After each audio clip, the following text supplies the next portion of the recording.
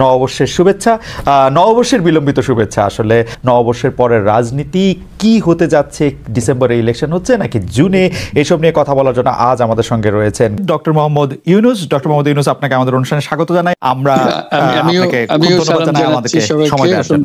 আমাদের সাথে আরো রয়েছেন জনাব মাসুদ কামাল। জনাব মাসুদ কামাল, আপনাকেও আমাদের শুভেচ্ছা জানাই। আপনি আমাদের সময় দিয়েছেন, সেজন্য শুভেচ্ছা কৃতজ্ঞতা জানবেন। আমি আমি একটি প্রশ্ন দিয়ে আসলে প্রথমে আপনাদের দুজনের কাছ থেকে জানতে চাই, ইলেকশন কবে হবে বলে আপনি মনে করেন? ডিসেম্বরে, ফেব্রুয়ারিতে? তো আগামী সপ্তাহে যদি তারেক রহমান এসে বলে যে আমি ইলেকশন চাই এবং ডিসেম্বরের মধ্যে চাই, যদি বলে, আপনি নিশ্চিত থাকেন ইলেকশন ডিসেম্বরে হবে। কারণ ডক্টর ইউনূস ওই রিস্কে যাবে না, তার পক্ষে এই চাপ সামাল দেওয়া সম্ভব না। ডক্টর ইউনূস সরকারের প্রতি আস্থা ফিরে পেয়েছে বলে নানাভাবে মনে হচ্ছে। সেই ক্ষেত্রে ইলেকশন যদি পরে হয়, ডক্টর ইউনূস সরকার যদি আরেকটু বেশি সময় থাকে, তাহলে কি অসুবিধা? আমরা কেন বিএনপিকে নিয়ে আসার জন্য এত অস্থির হয়ে উঠেছি? ডক্টর ইউনূস ভালো করছেন কি মন্দ করছেন, এটা তো আমার দেখার বিষয় না রে ভাই। না কেন আমি বলি, ডক্টর ইউনূস কোন সরকারের প্রধান? উনি একটা অন্তর্বর্তী সরকারের প্রধান। অন্তর্বর্তীকালীন সরকার মানেটা কি? মানেটা হলো একটা রেগুলার গভর্নমেন্ট আসবে, যতদিন সেই রেগুলার গভর্নমেন্টটা না আসে ততদিন সরকারটাকে পরিচালনার জন্য এবং ওই রেগুলার গভর্নমেন্ট আনার জন্য যে নির্বাচনটা হবে, সেই নির্বাচনটা অবাধ এবং নিরপেক্ষ করার জন্য একটা সরকার দরকার।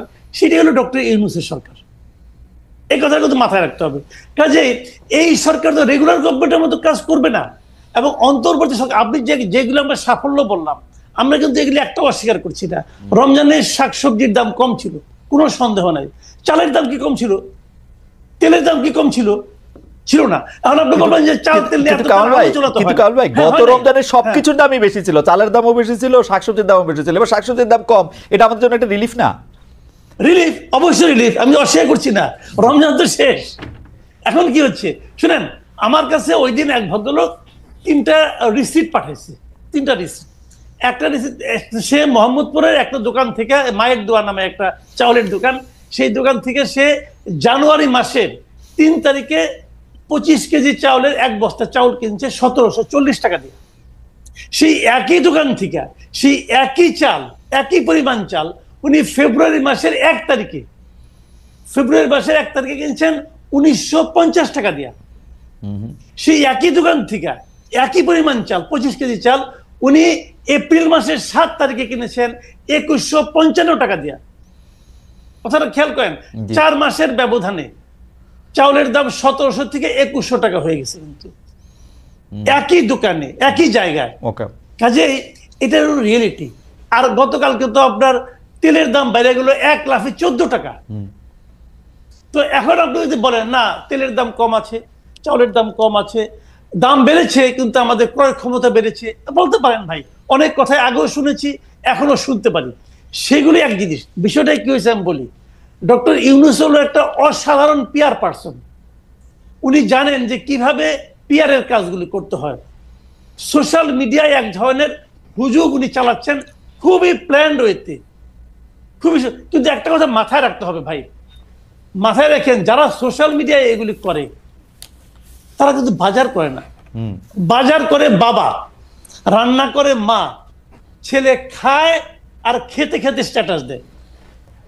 এটা মাথায় রাখতে হবে ভাই। এইটাই বাংলাদেশে এখন হচ্ছে। কি হচ্ছে বাবাকে জিজ্ঞাসা করেন যে বাজার করতে যে তার কি হয়েছে। আমি কিন্তু বাজার করি না কামাল ভাই। আমি গত পরশুদিন বলি আপনাকে, গত পরশুদিন আমি এমন কোন সবজি পাই নাই যার দাম 80 টাকার কম। আমি পাই নাই ভাই, আমি নিজে কিনেছি। আমি কিন্তু একজনের কাছে শুনে বলতেছি না। কিন্তু কামাল ভাই, একমাত্র টমেটো পেয়েছিলাম 50 টাকা কেজি। কিন্তু কামাল ভাই, টমেটো ছাড়া প্রত্যেকটা জিনিসের দাম 80 টাকা কেজি। কিভাবে কমলো ভাই? হাসিনা সরকার তো আমার কল্পনার চেয়েও খারাপ সরকার ছিল। তাদের দৌরাত্ম্য, তাদের দাপট, তাদের অনিয়ম, দুর্নীতি, এটার সঙ্গে আমি কোনো সরকারকে তুলনা করবো না। সেটা এক জিনিস। ওইখান থেকে আমরা মুক্তি পেয়েছি। মুক্তি পাওয়া মানে এইটা এখন যে পেয়েছি, এটাই যে আমাদের প্রাপ্তি, এটাই যে আমাদের প্রত্যাশা, তা কিন্তু নয়। আমরা কিন্তু নিয়মতান্ত্রিক সরকার চাই। কেন চাই সেটা আমি বলি। আপনি যতক্ষণ পর্যন্ত আপনাকে রেগুলার পলিটিক্যাল গভর্নমেন্ট না আসবে, ততক্ষণ পর্যন্ত এই দেশে কোনো বিনিয়োগ আসবে না। আপনি সিঙ্গাপুর থেকে স্মার্ট লোক নিয়ে আসেন আর 41,000 উপরে থেকে ঝাঁপ দেওয়া লোককে নিয়ে আসেন, ভাই কোনো লাভ হবে না। উনি ওই মানে একটা অনুষ্ঠানে পরিচালনা করবেন, টুকটাক ইংরেজি বলবেন, হয়ে গেল। স্মার্টলি হাঁটবেন, হয়ে গেল। বিনিয়োগ আসবে না ভাই। পলিটিক্যাল গভর্নমেন্ট ছাড়া রেগুলার গভর্নমেন্ট যারা বিনিয়োগ করবে তারা কিসের উপর ভরসা করে করবে না। কাজে আপনি সেজন্য আপনার এখানে একটা রেগুলার পলিটিক্যাল গভর্নমেন্ট আসতে হবে। কথা বলছি, ডক্টর ইউনূস যদি ভালো হয় উনি এই ক্যাবিনেট নিয়ে ইলেকশন করুক না, অসুবিধাটা কি আছে?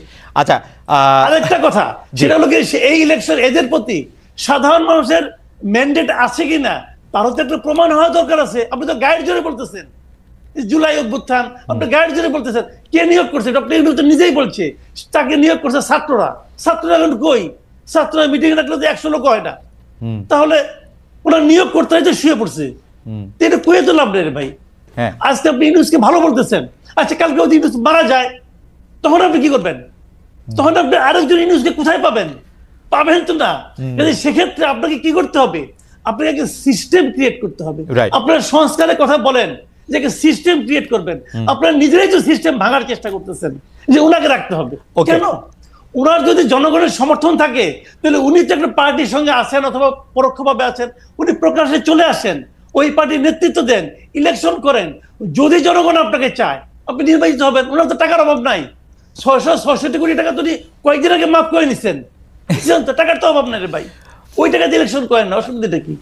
যদি এখন নির্বাচন হয়, ধারণা করে না হয় যে বিএনপি ক্ষমতায় আসবে, সব দিক থেকে বিএনপির প্রতি কিন্তু একটা আক্রমণের চেষ্টা আছে এবং বিএনপিও সেই চেষ্টাটা মানে সেই গোবর গু গায়ে মেখে আরও গোবর গু উৎপাদন করার ব্যাপারে তারা নিজেরাও বেশ সচেষ্ট আছে। আপনি যদি বিএনপির প্রসঙ্গটা একটু বলেন। বিএনপি রাজনীতিটা না আমি ঠিক বুঝি না। এটা হলো আমি আগে যেমন ধরেন আপনার আওয়ামী লীগের আমলে তারা যে রাজনীতিটা করতেন সেটাও অতটা বুঝতাম না। এখন তারা যে রাজনীতিটা করছেন এটাও আমি বুঝি না। একটা রাজনৈতিক দলের মূল কাজটা কি? একটা রাজনৈতিক দলের মূল কাজ হলো দেশের সংখ্যাগরিষ্ঠ জনগণের যে চিন্তা, সেই চিন্তাটাকে ধারণ করা এবং সেই অনুযায়ী কাজ করা। এটা হলো একটা রাজনৈতিক দলের মূল কাজ। এখন বিএনপি কি চায়? বিএনপি আমি খুব একটা ছোট্ট একটা এক্সাম্পল দিয়ে বলি। বিএনপি বলছে যে নির্বাচন দেন, এটা তো বলছে তারা নানাভাবে বলছে, কখনো সরাসরি বলছে, কখনো আরে ঠারে বলছে তো। এবং সরকার তাদের এই চাওয়ার জন্য একটুও তার সিদ্ধান্ত থেকে সরে আসে নাই। সিদ্ধান্তটা কি সরকার নেবে যে কবে নির্বাচন হবে কি না হবে? না, সরকারকে সেই ম্যান্ডেট দেওয়া হয় নাই। সিদ্ধান্ত নেওয়ার দরকার দায়িত্ব সরকারের না, একক দায়িত্ব সরকারের না, সিদ্ধান্ত নেবে জনগণ। এখন জনগণ কি চায়, বিএনপি কি সেই চাওয়াটাকে ধারণ করতে পারে? আমার কাছে মনে হয় না। বিএনপির এক এক নেতা এক এক সময় এক এক কথা বলে। কখনো বলে এই সরকারকে আমরা শেষ পর্যন্ত সমর্থন দিব, আবার সরকারের সঙ্গে তার নির্বাচন বলে যে না, নির্বাচনের ব্যাপারে আমি একমত না। আবার আরেক নেতা দেখলাম বলে যে আমরা প্রতিদিন বলবো আপনারা অনির্বাচিত ম্যান্ডেট প্রাপ্ত না, এগুলি বলে। মানে এই সমস্ত কথার মানে না রকম কথামালা দেখি আমরা। বাট আমি আপনাকে সিম্পল বলি, এই দেশের মানুষ বিএনপি কি না চায় আমি জানি না, আমার জানার দরকার নাই। কে নির্বাচন হলে বিএনপি আসবে না, আওয়ামী লীগ আসবে না, জামাত আসবে না, ছাত্ররা আসবে না, ডক্টর ইউনূস আসবে, এটা নিয়ে আমার কোনো মাথা ব্যথা নাই। আমার কথাটা হলো আমি আমার ভোটটা দিতে চাই। 30 বছর হয়ে গেছে ভাই, 35 বছর হয়ে গেছে একটা মানুষের, সে জানে না ভোট কিভাবে দিতে হয়, জাতীয় নির্বাচনে কিভাবে ভোটটা দিতে হয় সে এটা জানে না। সেই লোকের কাছে কিন্তু তারেক রহমানের কোনো ফ্যাক্টর না, তার কাছে ইউনূসের কোনো ফ্যাক্টর না, তার কাছে ওই ডাক্তার শফিকুল ইসলামের কোনো ফ্যাক্টর না। তার কাছে ফ্যাক্টর হলো যে আমি আমার ভোটটা দেব, তারপর সম্মিলিত জনগণ যেটা চাইবে সেটাই হবে, ম্যাক্সিমাম মানুষ যেটা চাইবে সেটাই হবে। কামাল ভাই, আমি যদি একটু তর্কের জন্য একটু বলি, এই জনগণ যেটা চায় এটা আপনি কেমনে জানেন? এটা আমি তো জনগণ, আমি যেটা চাই। কিন্তু এরকম জনগণ তো অনেকে আছে যারা যারা যারা যারা না, এরকম জনগণ তো নিশ্চয়ই আপনি দেখছেন যারা চায় যে ডক্টর ইউনূস থাকুক। এরকম জনগণ তো আপনি দেখছেন খালি ডক্টর তারেক মানে জনাব তারেক রহমান আইসা পয়সা পড়ুক এটা চায়, কোন ধরনের পরীক্ষার মধ্যে দিয়ে চায়। নাম বলি, তারেক রহমান কি ভোট ছাড়া এসে বসে পড়তে চায়? না, তারেক রহমান চায় না, কিন্তু জনগণ তারেক রহমানরে চায়, চাইতে পারে, এটা তার ব্যাপার। এবং জনগণ শেখ হাসিনারও, অনেক জনগণ শেখ হাসিনারও চাইতো। আমি বলি চাইতো। জনগণ কি ভোট চাই কিনা সেটা বলেন। আপনি দেশের একজন লোককে নিয়ে আসেন না যে বলে আমি ভোট চাই না, আনেন না আপনার ভাই। এত সহজ, মানুষ ভোটটা চায় যে আমি ভোট দেব। ভাই আমি তো টেলিভিশনে দেখলাম অনেক লোক কইতেছে যে ইউনূস চাই, ইউনূস চাই, ইউনূস চাই। হ্যাঁ, আমি তো ইউনূস টেলিভিশনে সাহেব- দেখলাম ইউনূস একজন ভোটের মাধ্যমে ক্লেরিক আসুক। চূড়ান্ত না। মানে উত্তেজনার মধ্যে এখন বলতেছে যে ইউনূস সাহেব ভোটের মাধ্যমে আসুক না, আমার তো কোনো না নাই। না, ভোটের মাধ্যমে আসতে পারবে না আপনি তো। আমাকে বলেন, ভোট ছাড়া গণতন্ত্র হয় এটা পৃথিবীর কোথায় আছে রে ভাই? আমার স্যার তো বললেন যে এটা আপনার ভোট গণতন্ত্র। গণতন্ত্র, আমার স্যার তো বলছেন যে ভোটই গণতন্ত্রের একমাত্র উপায়, এটা ভাবলে তুমি ভুল করবা খালেদ। আচ্ছা, এটা একমাত্র পায় না, দুই মাত্র উপায়টা কি আছে বলুক না আমাকে। দুই মাত্র উপায়, গণ অভ্যুত্থান ভোটই একটা, গণতন্ত্রের গণ অভ্যুত্থান একটা একমাত্র উপায় ম্যান্ডেট, না, আমি গণ মানলাম অভ্যুত্থান না একটা কথা। ম্যান্ডেট, গণ অভ্যুত্থান একটা ম্যান্ডেট, দ্বিতীয় উপায়টা কি? গণ অভ্যুত্থান। ভোট ভোট ছাড়া গণতন্ত্রের দ্বিতীয় উপায়টা কি? কামাল ভাই, গণ বলেন না। অভ্যুত্থান, গণ অভ্যুত্থান আরেকটা ম্যান্ডেট, আরেকটা তো উপায়। গণঅভ্যুত্থান তো গণতন্ত্র না।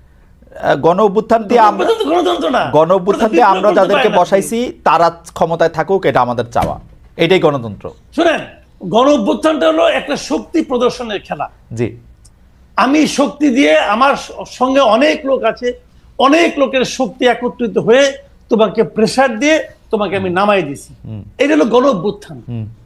আর গণতন্ত্র হলো সবচেয়ে যার শক্তি কম, যে নিরীহ মানুষটা, সেও সংগোপনে যে নিজের মতটা প্রকাশ করতে চায়।